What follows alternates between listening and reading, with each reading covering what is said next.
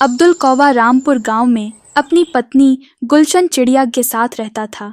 अब्दुल अपनी गरीबी से बहुत परेशान था। न उसके पास खुद की जमीन थी, न पैसा की रोजगार कर सके।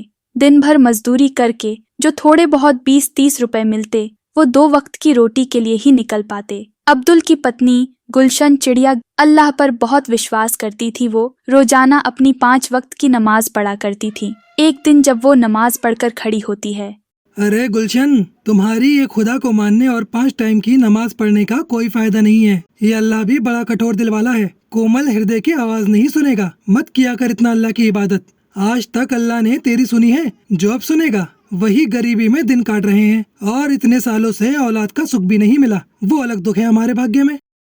पर मुझे विश्वास है अल्लाह हमारी जरूर सुनेंगे। मुझे अपनी इबादत और अल्लाह पर पूरा भरोसा है। अल्लाह एक दिन हमारी जरूर सुनेंगे। हमारे सारे दुखों को एक दिन जरूर दूर करेंगे। अल्लाह के घर देर हो सकती है, अंधेर नहीं। चल देखता हूँ तेरे अल्लाह तेरी दिन रात नमाज पढ़ने और इबादत करने का कितना फल देते हैं। अब मैं काम पर जा रहा हूँ, देखता हूँ कहीं मजदूरी का काम मिल जाए। गुलशन चिड़िया को अपने अल्लाह पर पूरा भरोसा था, पर अब्दुल अल्लाह पर बिल्कुल भी विश्वास नहीं कर पाता था। उसे लगता था कि गरीबी और निसंतान दोनों ही दुहक अल्लाह ने उसके भाग्य में क्यों लिखे हैं।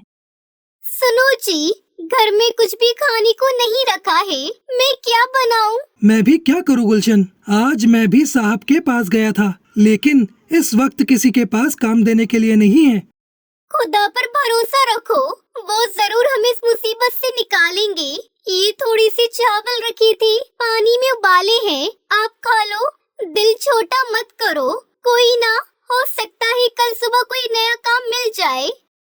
बस कर गुलशन, बस कर। इतना भी अंधा विश्वास मत जगा अपने मन में अल्लाह के लिए। मुझे पता है वो हम गरीबों की नहीं सुनेगा। गुलशन चिड़िया अब्दुल की बात सुनकर परेशान हो जाती है। वो हमेशा अल्लाह का ध्यान करके सोती थी। रमजान के नेक दिन चल रहे होते हैं। गुलशन सारे रोजे रखा करती थी और सच्चे मन से नमाज भी पढ़ा करती थी। एक दिन जब गुलशन चिड़िया सो रही होती है तो वो सपने में देखती है, उठो गुलशन, मुझ पर बहुत विश्वास करती हो। तुम बड़े दिल से रमजान और मेरी इबादत करती हो। मैं तुम्हारी इबादत से बहुत खुश हूँ। अब तुम्हारी सारी चिंताएं दूर होने वाली हैं। हे खुदा, मुझे आप पर विश्वास था, आप मेरी सारी परेशानियां जरूर दूर करेंगे। गुलशन सपने से उठती है और इधर उधर देखने लगती है, पर वहाँ कोई नहीं होता है। वो अल्लाह को याद करती है और सपने की बात अब्दुल को बताती है। सुनो, अल्लाह मेरे सपने में आए थे। उन्होंने कहा बहुत जल्दी हमारी सारी परेशानी दूर हो जाएगी। गुलशन, वो सपना है और सपने कभी सच नहीं होते, पर कोई बात नहीं, सपने में ही सही तुमने अपने अल्लाह के दर्शन तो किए। अच्छा, मैं जा रहा हूँ। हाँ, देखता हूँ खान साहब के पास कोई काम मिल जाए। अब्दुल खान साहब के पास जाता है, पर उसे वहाँ कोई काम नहीं मिलता है। अब्दुल निराश होकर घर वापस आने लगता है और रास्ते में सोचता है, आज तो मेरे पास बिल्कुल भी पैसे नहीं हैं, कैसे घर खर्च निकलेगा। चलते चलते वो थोड़ी दूर ही पहुँचता है। उसे पीछे से एक आवाज आती है, अरे भैया सुनो तो, मैं तुम्हें ही बुला रहा हूँ। जी बोलिए, क्या काम है। जब तुम खान साहब के पास काम मांग रहे थे, मैं वहीं पर बैठा था और तुम्हारी बातें सुन रहा था। मैं तुम्हारे जैसे ही किसी पक्षी की तलाश में था बेटा। क्या तुम मेरे लिए काम करना चाहोगे? मैं तुम्हें अच्छे दाम दूंगा। क्या नाम है तुम्हारा? हाँ हाँ, मेरा नाम अब्दुल है। मुझे अभी पैसों की बहुत जरूरत है। आपकी बड़ी मेहरबानी होगी। अगर मुझे कोई काम मिल जाए तो बताइए ना, मुझे क्या करना होगा।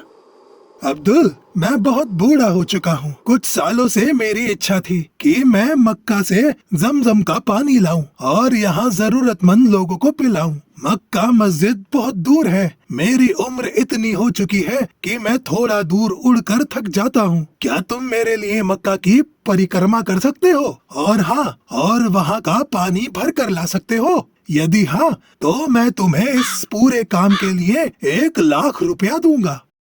बूढ़े कबूतर की बात सुनकर अब्दुल को 2 मिनट के लिए विश्वास नहीं हुआ कि अचानक 1,00,000 रुपए कमाने का उसे मौका मिल गया। उसने सपने में भी 1,00,000 रुपए कमाने का नहीं सोचा था। अब्दुल कौवा ने बूढ़े कबूतर को एकदम हाँ कहा, क्योंकि उसे पता था कि वो इस वक्त गरीबी और लाचारी में किस तरह दिन काट रहा था। उसके पास कोई काम नहीं था। फिर वो कबूतर से बोला, ठीक है बाबा, मैं आपका काम कर दूंगा। मैं मक्का से जमजम का पानी ले आऊंगा बाबा। ठीक है, तुम कल सुबह ही मक्का के लिए निकल जाओ और फिर जब तुम वापस आओगे तो मैं तुम्हें पूरी रकम दे दूंगा। ये कुछ पैसे रखो, रास्ते में तुम्हारे काम आएंगे।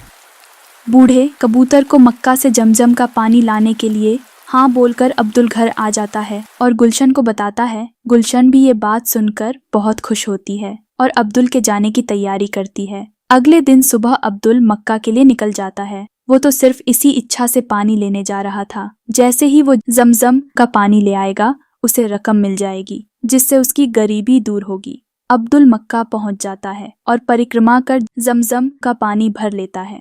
अब्दुल अकेला ही मक्का के लिए निकला था, इसलिए जब वो अकेला आ रहा होता है, रास्ते में उसे से पक्षी मिलते हैं जो अल्लाह की इबादत कर रहे होते हैं। अब्दुल भी अल्लाह की इबादत करता हुआ वापस आ रहा होता है। आते समय अब्दुल को एक झाड़ी के पास से आवाज आ रही होती है, कोई 2 घुट पानी पिला दो, बहुत प्यास के मारे मेरा गला सूख रहा है, कोई मेरी मदद करो। अरे आप कौन है बाबा, और यहाँ कैसे, वो भी इस हालत में? मैं यहीं पास के गांव में रहता हूँ। मेरी आंखें नहीं है बेटा, मैं देख नहीं सकता। भोजन की तलाश में गांव से दूर निकल आया, रास्ता भटक गया। मुझे बहुत प्यास लगी है बेटा, 2 घूंट पानी पिला दो, अल्लाह तुम्हारा भला करेगा। क्या करूं, मेरे पास पानी पीने का नहीं है, बस यही जमजम का पानी है जो उन बूढ़े बाबा के लिए लेकर जाना है। अगर मैं यह पानी इन्हें पिला दूंगा तो उन्हें क्या बोलूंगा? ये पानी तो जरूरतमंद परेशान पक्षियों के लिए है, और लाचार बाबा को जो प्यास से व्याकुल हो रहे हैं, ऐसे तो नहीं छोड़ सकता ना। मैं इन्हें पानी पिला देता हूँ और उन बूढ़े बाबा को बोल दूंगा कि मैं पानी नहीं ला सका। शायद मेरी किस्मत में पैसा कमाना लिखा ही नहीं था। अब्दुल उस पक्षी को मक्का का जमजम का पानी पिला देता है। उसकी प्यास बुझ जाती है। वो अब्दुल को शुक्रिया कहता है। बेटा, तुमने इस बुरे वक्त में मेरी सहायता की, मेरी प्यास बुझाई। अल्लाह तुम्हें हमेशा खुश रखे बेटा। आज तुमने मुझे अंध फकीर को पानी पिलाया, मैं भी तुम्हें कुछ देना चाहता हूँ। ये पोटली अपने पास रखो और घर जाकर ही इस पोटली को खोलना। बाबा, मैं आपको घर छोड़ देता हूँ, आप अकेले कैसे जाओगे? नहीं बेटा, मैं चला जाऊंगा, तुम्हें भी तो समय पर घर पहुँचना होगा। तुम्हारी बेगम गुलशन तुम्हारी राह देख रही होगी। अब्दुल अपने घर की तरफ चल पड़ता है। रास्ते भर अब्दुल यही सोचता है, वो उस बूढ़े बाबा को क्या जवाब देगा। रमजान का भी आखिरी दिन है, दोबारा भी पानी लेने नहीं जा सकता। वो ईद पर नहीं पहुंच पाएगा। वो मायूस अवस्था में गांव पहुंचता है और खान साहब के पास जाता है। खान साहब, जब मैं उस दिन आपसे एक काम मांगने आया था तो यहाँ एक बूढ़े बाबा बैठे थे, क्या आपने उन्हें कहीं देखा है? कौन से बूढ़े बाबा? मेरे यहाँ तो मक्खी भी नहीं बैठती मेरी इजाजत के बिना। तो कोई बूढ़ा बाबा कैसे बैठेगा मेरी दुकान के पास आकर? यहाँ कोई नहीं आया था। फिर वो बाबा कहाँ गए? उन्होंने तो मुझे कहा था कि वो मुझे यहीं मिलेंगे। अब्दुल ने जंगल में हर तरफ उस बूढ़े कबूतर की खोज की, पर वो बूढ़ा कबूतर अब्दुल को कहीं भी नहीं मिला। अब्दुल निराश होकर घर आ गया। घर आकर अब्दुल ने अपनी पत्नी को सारी घटना बताई। गुलशन बोली, सुनो जी, आपने जिन बाबा को जमजम का पानी पिलाया था, क्या उन्हें मेरा नाम बताया था? अरे गुलशन, मैंने उस बाबा को तुम्हारा नाम भी नहीं बताया था। उन्होंने मुझे कहा कि तुम्हारी बेगम गुलशन तुम्हारी राह देख रही होगी, इतना कहा और ये पोटली दी और इसे घर जाकर ही खोलने को कहा। ये सब क्या हो रहा है? आप पोटली खोलकर देखो, क्या है इसमें, और बाबा ने आपको ही क्यों दी है? अब्दुल कौवा पोटली खोलकर देखता है। गुलशन, ये तो पूरे 1 लाख रुपए हैं। 1 लाख तो मुझे उन बाबा ने मक्का से जमजम पानी लाने की रकम बोली थी। आज मैंने उस बाबा को पूरी जंगल में ढूंढा, पर वो कहीं नहीं मिले। पर मैं पूरी बात समझ गई। ये सब हमारे अल्लाह की मेहरबानी है। आपने भले ही खुदा पर कभी विश्वास नहीं किया, पर आपका दयालु स्वभाव देखकर अल्लाह ने उसका फल दिया है। ये सब उन्हीं का चमत्कार है। वो सारा अल्लाह का ही किया था। आपने जरूरतमंद की सहायता की और अल्लाह ने आपकी परीक्षा ली, जिसमें आप खरे उतरे।